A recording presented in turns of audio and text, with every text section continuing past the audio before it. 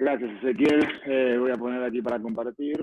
A ver, aquí todavía digiriendo la humillación que nos metieron los alemanes al Barça. Pensé que llevábamos una buena racha con el rojo, ¿no? 4 meses sin perder, la mejor racha de los últimos 10 años, gracias al coronavirus, algo bueno tiene. Pero bueno, el Barça hoy mejor hablamos de otra cosa.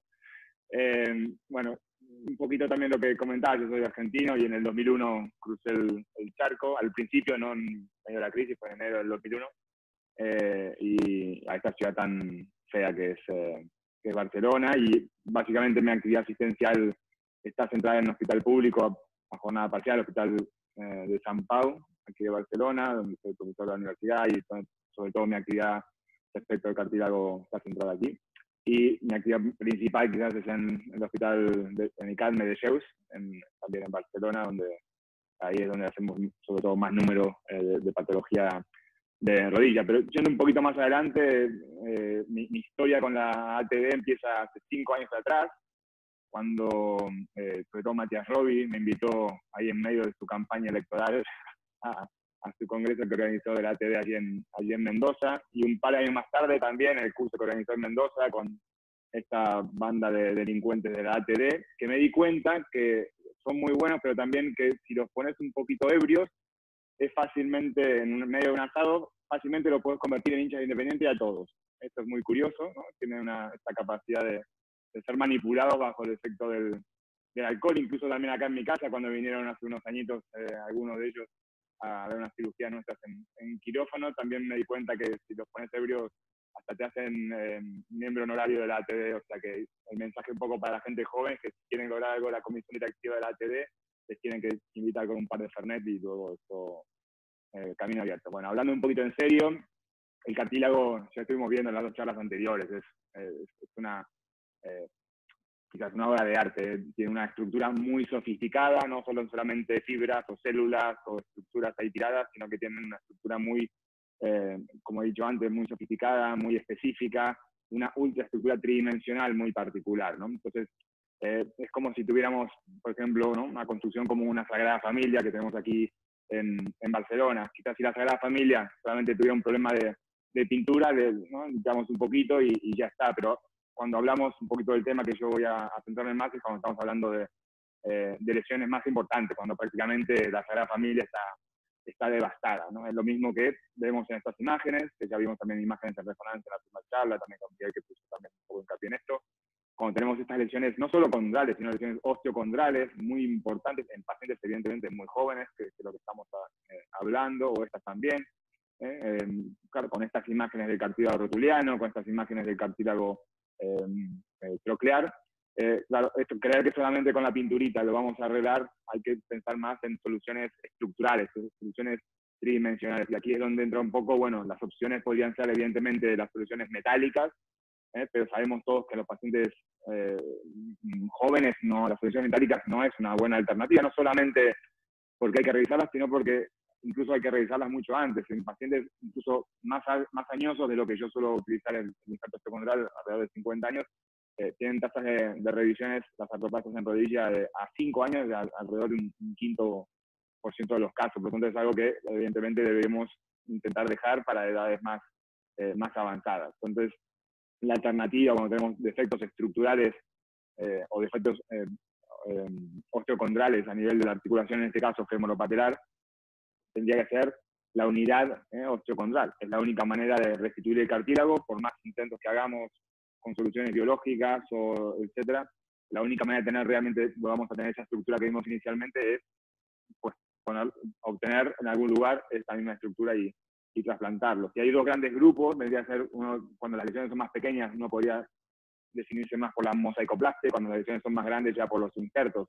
Aún así, la mosaicoplastia en la femoropatelar, bueno, la tróclea más o menos que la rótula no da buenos resultados, básicamente por un poco también la característica también que nos ocupará más adelante, el grosor que tiene y la estructura tridimensional que tiene. Entonces, incluso hay que ser un poco más agresivo respecto del tamaño de las lesiones a nivel de la rótula que en otras partes de la lesión. El problema que cuando hablamos del injerto osteocondral es que no solamente es muy complejo, sino que es una señorita muy delicada, que es sensible a el frío, que es el método de conservación que tenemos básicamente en tejido musculoesquelético, ¿no? A -80 congelación simple, que preservaba a -180, que la parte ósea la conserva, pero a nivel biológico la cartilaginosa, la econdral, la acaba por destruir, ¿no? Entonces, bueno, yendo un poquito a las indicaciones de cuando utilizamos los injertos osteocondrales frescos, básicamente es una cuestión, aunque no duele decirlo, es una cuestión de tamaño,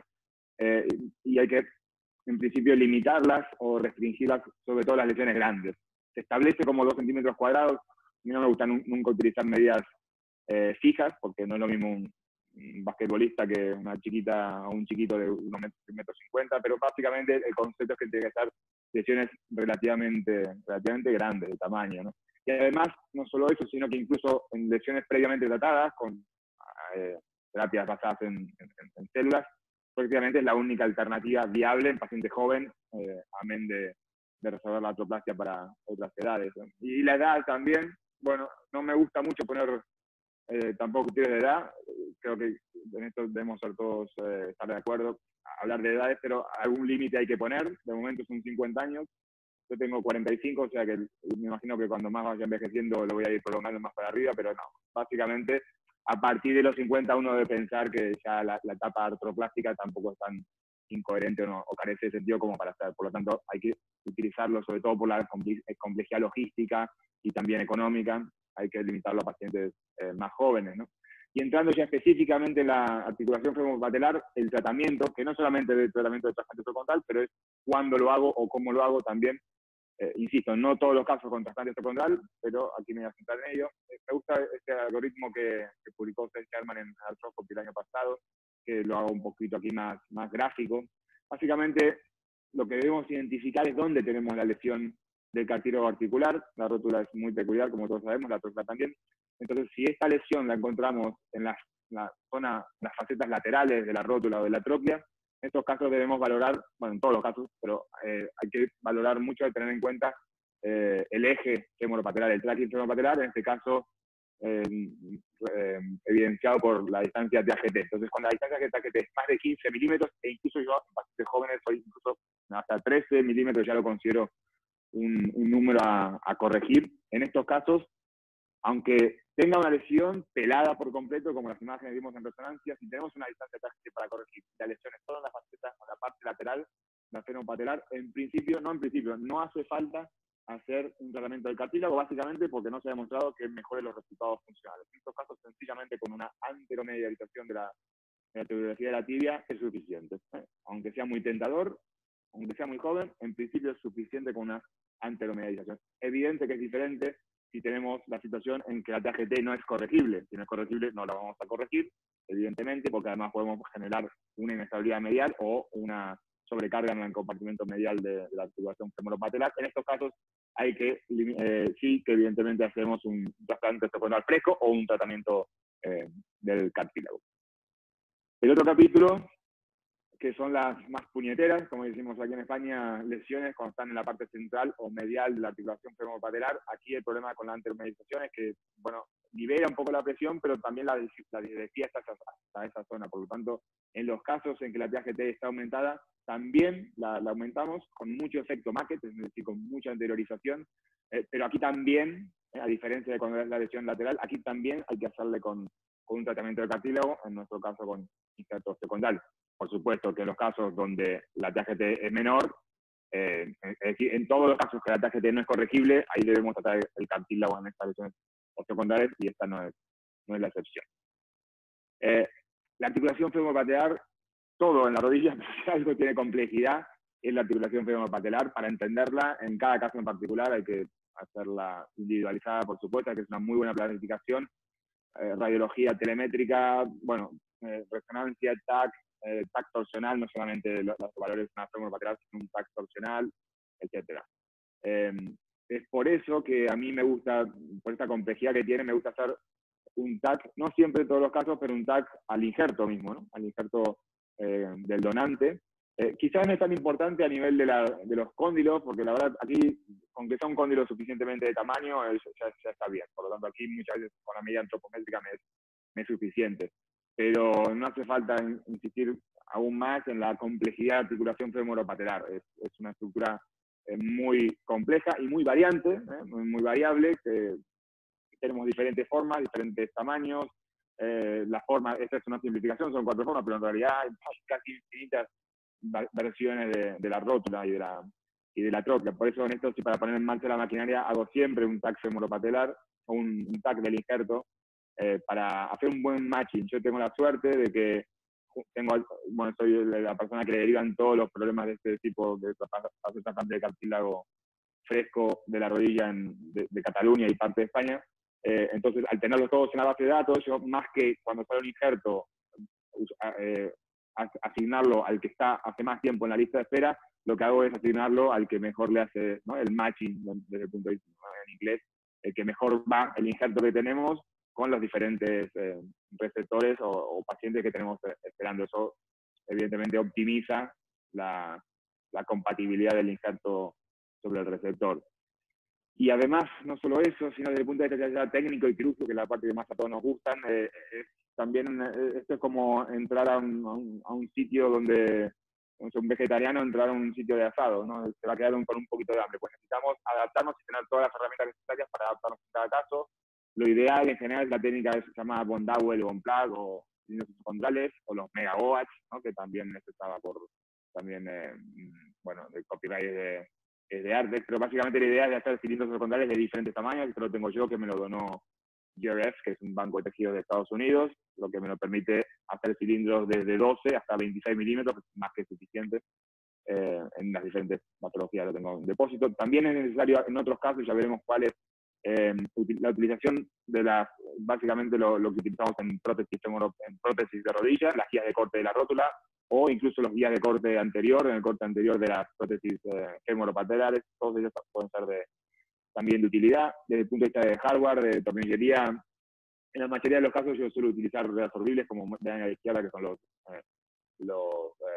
son pines reabsorbibles, Smart Nail de Convex, y a la derecha son los tornillos a compresión. Estos particularmente son los AcuTrack de Acumed, que hacen una compresión interferometálica muy potente, que lo utilizo sobre todo en cuando son trasplantes que le llamamos la técnica de la concha. Ya sé que hablando argentino no habría que... La shell technique sería la cáscara, la traducción, que para hacer una compresión un poco más fuerte y que aumente la tasa de incorporación del injerto. Ahora ya diciendo un poquito las lesiones, podemos tener sobre todo 2 tipos de lesiones, 2 en la rótula y 2 en la tróclea, por decir así. Uno son las lesiones más localizadas. En estas lesiones localizadas lo que utilizamos es la técnica, como he dicho antes, de cilindros o Von Dowell o Von Plaque. Identificamos o seleccionamos el diámetro que más se ajusta a lo que necesitamos. Esto es relativamente parecido a una prótesis de rodillas en el sentido de eso, de elegir el tamaño.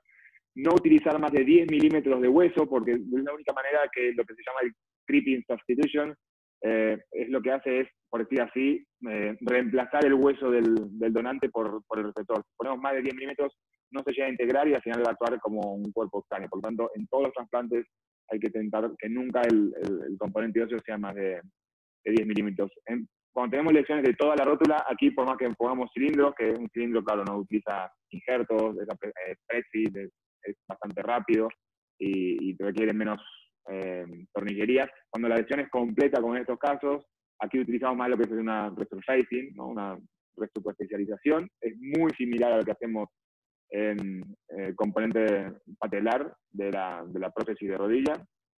Aquí hay que intentar siempre que tengamos el mismo espesor antes y después, evidentemente, para evitar lo que se llama en inglés overstaffing, es decir, un aumento de la presión por un aumento del diámetro de la rótula, y normalmente lo fijo con 4 pines reabsorbibles desde la cara articular, como estamos viendo aquí en el postoperatorio.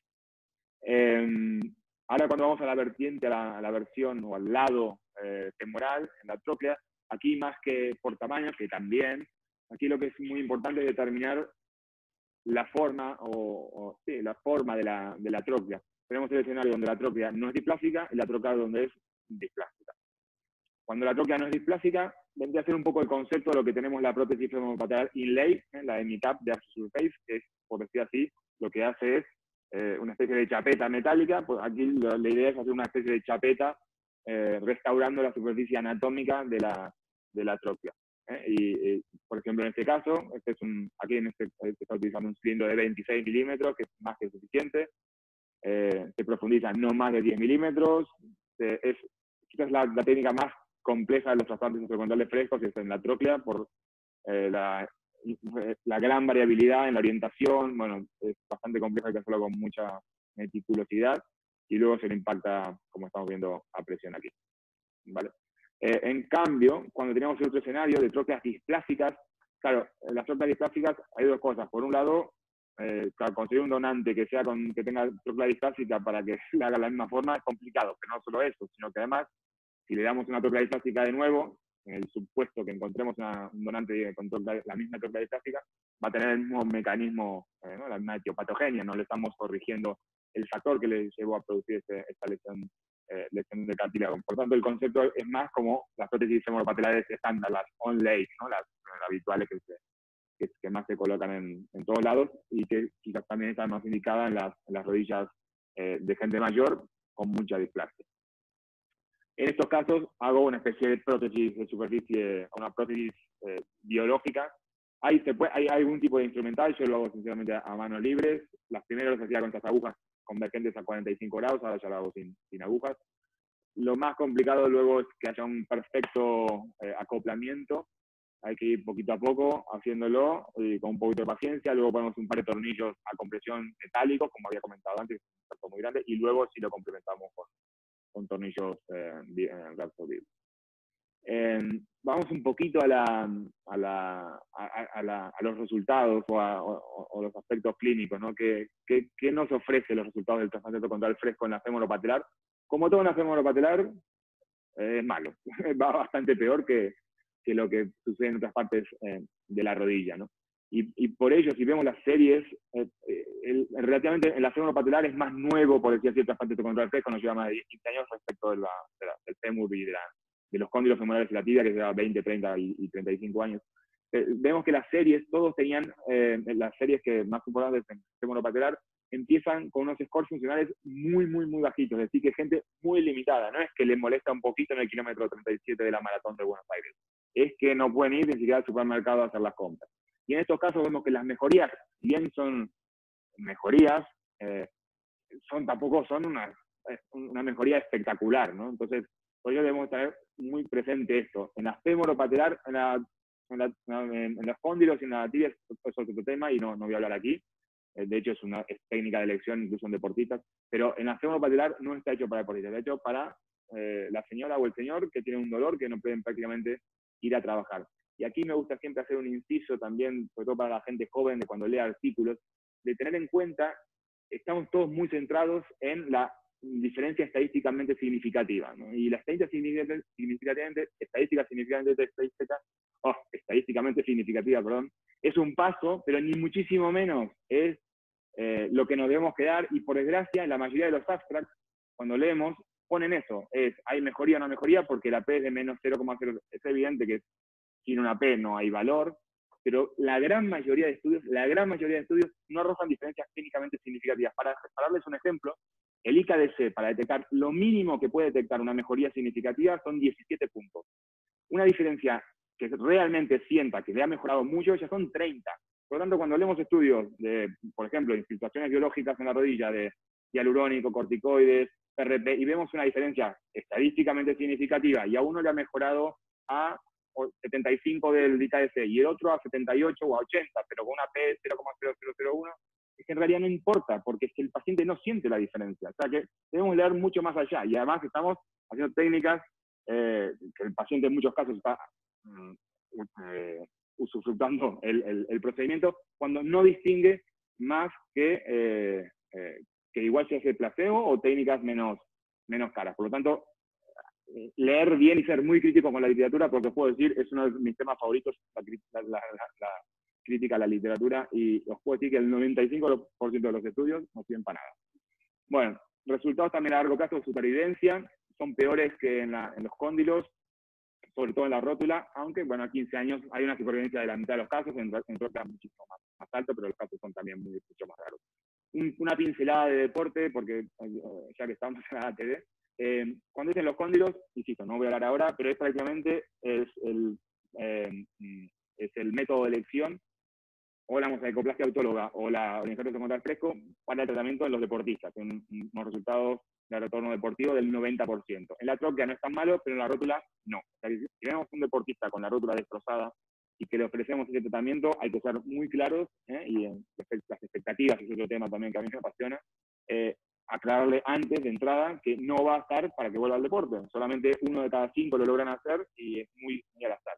Al menos creemos que es un poco al azar, porque somos traumatólogos, somos mecánicos. El problema es que en la articulación femopatelar actúan un montón de factores, la kinesofobia, la depresión, los miedos, las preocupaciones, que nosotros, insisto, como mecánicos no estamos muy familiarizados y no sabemos mucho distinguirlo mucho, pero ya hay muchos scores funcionales que nos ayudan, scores psicosociales que nos ayudan a determinar a quién hay que operar y a quién no hay que operar. Mal que nos pese como cirujanos, hay muchos que no tenemos que operar por más que el dolor y las imágenes nos empujen a hacerlo.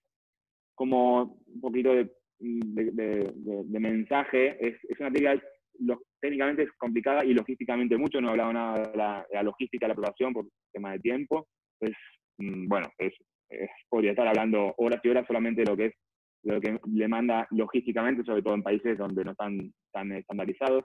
A nivel de la rótula, como había dicho antes, tenemos 2 tipos de tratamiento, las pequeñas, digamos, el bone plug, ¿no? Los cilindros o la superficie por completo, pero sobre todo recordar el tema de la realineación distal. Luego, a nivel de la tróclea, en aquellas que no son displásicas, más pensar en la técnica de Von Dowell, y en cambio la resuperficiación, pensar en aquellas trócleas con una displasia elevada.